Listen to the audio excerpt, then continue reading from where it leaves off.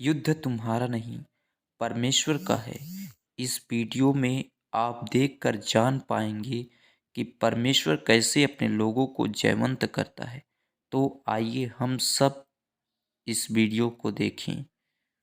इसके बाद मोआबियों और अम्मोनियों ने और उनके साथ कई मुनियों युद्ध करने के लिए यहोशापात पर चढ़ाई की।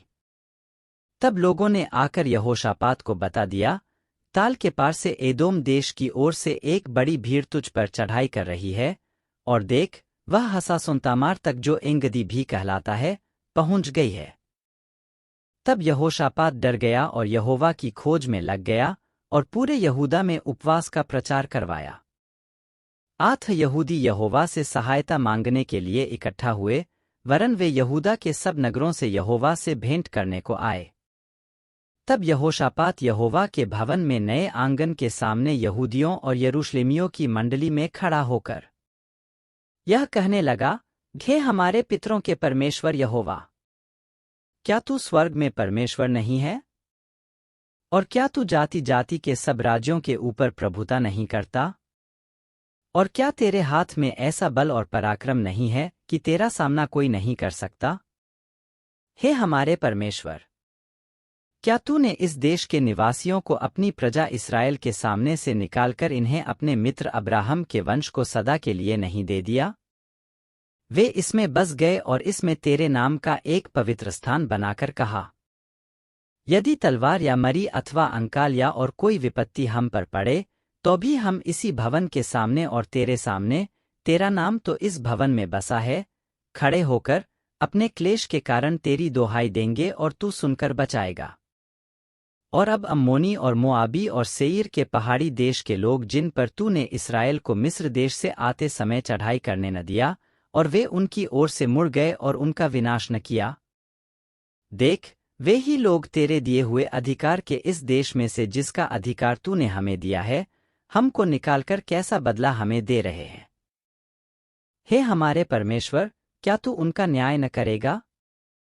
यह जो बड़ी भीड़ हम पर चढ़ाई कर रही है, उसके सामने हमारा तो बस नहीं चलता और हमें कुछ सूझता नहीं कि क्या करना चाहिए। परंतु हमारी आंखें तेरी ओर लगी हैं। सब यहूदी अपने अपने बाल बच्चों, स्त्रियों और पुत्रों समेत यहोवा के सम्मुख खड़े रहे। तब आसाप के वंश में से यहजीएल नामक एक लेवीय जो जकर्याह का पुत्र और बनायाह का पोता और मत्तन्याह के पुत्र यीएल का परपोता था, उसमें मंडली के बीच यहोवा का आत्मा समाया। तब वह कहने लगा, घे सब यहूदियों, हे यरूशलेम के रहने वालों, हे राजा यहोशापात, तुम सब ध्यान दो, यहोवा तुम से बों कहता है, तुम इस बड़ी भीड़ से मत डरो और तुम्हारा मन कच्चा न हो, क्योंकि युद्ध तुम्हारा नहीं, परमेश्वर का है। कल उनका सामना करने को जाना। देखो, वे सीस की चढ़ाई पर चढ़े आते हैं और यरूएल नामक जंगल के सामने नाले के सिरे पर तुम्हें मिलेंगे। इस लड़ाई में तुम्हें लड़ना न होगा, हे यहूदा और हे यरूशलेम, ठहरे रहना और खड़े रहकर यहोवा की ओर से अपना बचाव देखना। मत डरो और तुम्हारा मन कच्चा न हो, कल उनका सामना करने को चलना और यहोवा तुम्हारे साथ रहेगा। तब यहोशापात भूमि की ओर मुँह करके झुका और सब यहूदियों और यरूशलेम के निवासियों ने यहोवा के सामने गिर के यहोवा को दंडवत किया। कहातियों और कोरहियों में से कुछ लेवीय खड़े होकर इस्राएल के परमेश्वर यहोवा की स्तुति अत्यंत ऊंचे स्वर से करते लगे।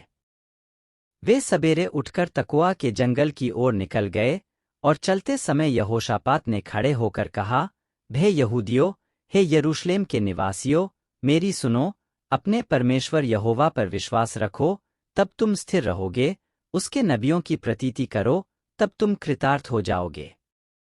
तब उसने प्रजा के साथ सम्मति करके कितनों को ठहराया, जो कि पवित्रता से शोभायमान होकर हथियारबंदों के आगे आगे चलते हुए यहोवा के गीत गाए और यह कहते हुए उसकी स्तुति करें, यहोवा का धन्यवाद करो, क्योंकि उसकी करुणा सदा की है। जिस समय वे गाकर स्तुति करने लगे, उसी समय यहोवा ने अम्मोनियों, मोआबियों और सेईर के पहाड़ी देश के लोगों पर जो यहूदा के विरुद्ध आ रहे थे, घातकों को बैठा दिया और वे मारे गए। क्योंकि अम्मोनियों और मोआबियों ने सेईर के पहाड़ी देश के निवासियों को डराने और सत्यानाश करने के लिए उन पर चढ़ाई की और जब वे सेईर के पहाड़ी देश के निवासियों का अंत कर चुके, तब उन सबों ने एक दूसरे का नाश करने में हाथ लगाया। जब यहूदियों ने जंगल की चौकी पर पहुंचकर उस भीड़ की ओर दृष्टि की, तब क्या देखा कि वे भूमि पर पड़े हुए शव हैं, और कोई नहीं बचा। तब यहोशापात और उसकी प्रजा लूट लेने को गए और शवों के बीच बहुत सी संपत्ति और मनभावने गहने मिले। उन्होंने इतने गहने उतार लिए कि उनको न ले जा सके, वरन लूट इतनी मिली कि बटोरते बटोरते 3 दिन बीत गए। चौथे दिन वे बराका नामक तराई में इकट्ठा हुए और वहां यहोवा का धन्यवाद किया। इस कारण उस स्थान का नाम बराका की तराई पड़ा, जो आज तक है।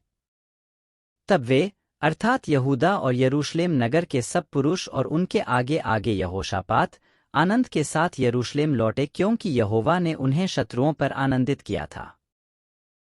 वे सारंगिया, वीणाएं और तुरहिया बजाते हुए यरूशलेम में यहोवा के भवन को आए। जब देश देश के सब राज्यों के लोगों ने सुना कि इस्राएल के शत्रुओं से यहोवा लड़ा, तब उनके मन में परमेश्वर का डर समा गया।